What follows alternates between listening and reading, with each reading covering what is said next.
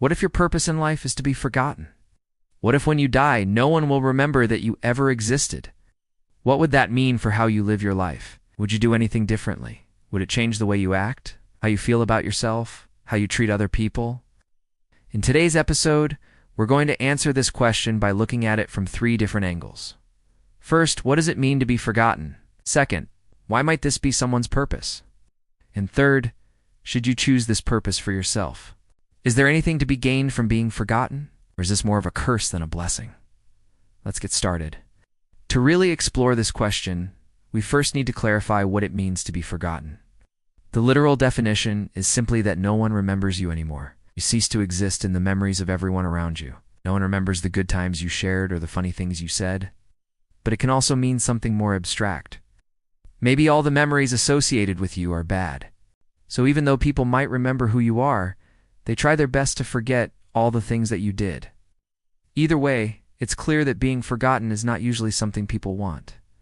We naturally want to be remembered. We want our lives to have meaning and impact. We want the people we love to remember us fondly. And being forgotten kind of goes against all of these desires. That being said, there might be some situations where being forgotten could actually be a good thing.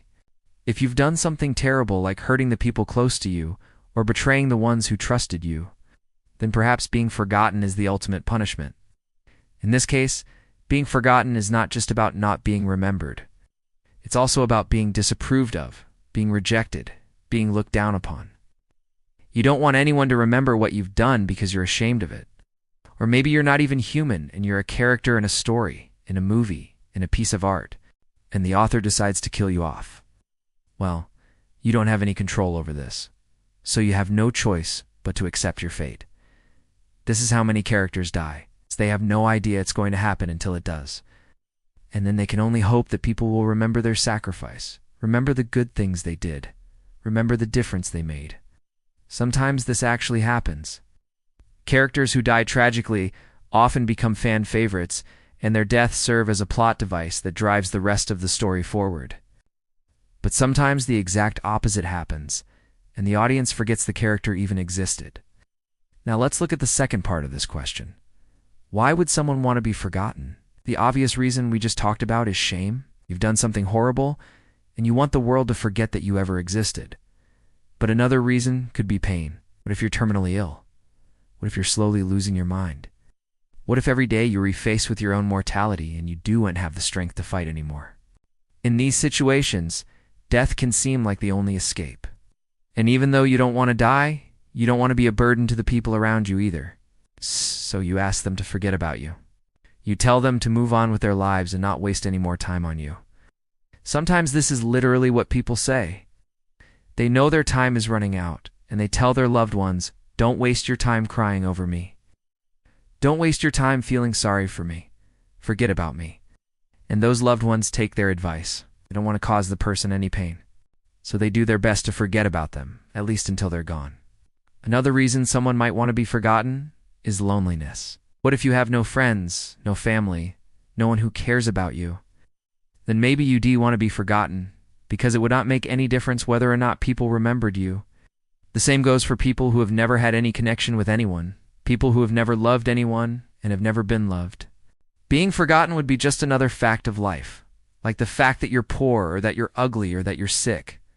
It doesn't change anything about how you feel inside, so why would you care? The fourth reason is peace.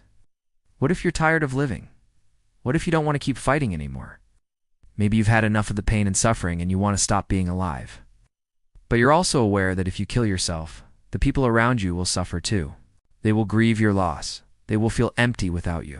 And this is the last thing you want. You don't want to hurt anyone. So you make a deal with the universe. You say, "I'm giving up, but please forget that I ever existed. Don't let my death cause anyone pain. Don't let anyone feel sad or empty. Just let them move on with their lives like nothing ever happened." Maybe that's what the universe does. Maybe it erases you from everyone's memory. Not because it wants to, not because it has to, but because it loves you. Finally, the fifth reason is power. What if you have a secret that could destroy someone else's life? What if revealing the secret could ruin everything for that person? Maybe you know something about their past. Maybe you know something about their present. Maybe you know something about their future. Whatever it is, You know something that they don't want anyone to know. And if you tell people, it won't just hurt them, it will destroy them. So instead, you choose to protect them, choose to be their shield. You take the secret with you to your grave.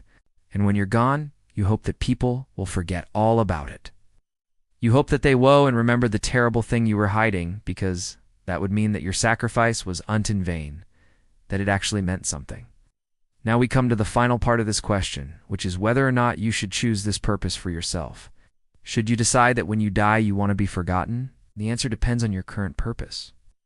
If your current purpose is to cause pain, then yes, you should absolutely be forgotten. If your current purpose is to make people happy, then yes, you should still be forgotten. But if your current purpose is to protect the people you love, then maybe you should reconsider. Because when you die, they will probably want to remember you. They will probably want to talk about you, to reminisce about the good times they shared with you, to share stories about you. If you don't allow them to do that, then you're taking away something that is very important to them. This is why people often regret not recording video messages for their loved ones. They regret not leaving something behind that captures who they are, who they were, what they meant to the people around them. Of course, this doesn't mean that you always have to be doing things for other people. You're allowed to think about yourself too. But it does mean that you should be mindful of what your purpose is and what the consequences of that purpose will be. If you're not careful, you could end up causing a lot of pain when you die, even if that's not your intention. So here's the deal. If you're not careful, your legacy can easily turn into a burden for the people around you. They will have to deal with the consequences of your actions, whether you're still there to see it or not. So before you decide that your purpose is to be forgotten, ask yourself if that's really what you want. Ask yourself if you're willing to put that much responsibility on the people around you. Because if you are, then maybe you should reconsider. Maybe there's a better way to go about things. If you want to learn more about this topic, I highly recommend checking out the work of Viktor Frankl. He was a Jewish doctor who survived Auschwitz and Dachau during World War II, and he wrote several books about his experiences, including Man's Search for Meaning, which was published in 1946. In this book, Dr. Frankl talks about how he found meaning in his suffering. He talks about how he used his skills as a doctor to help other people. He talks about how he maintained his humanity despite the horrors he witnessed. And he talks about how he found love and friendship in the most unlikely of places.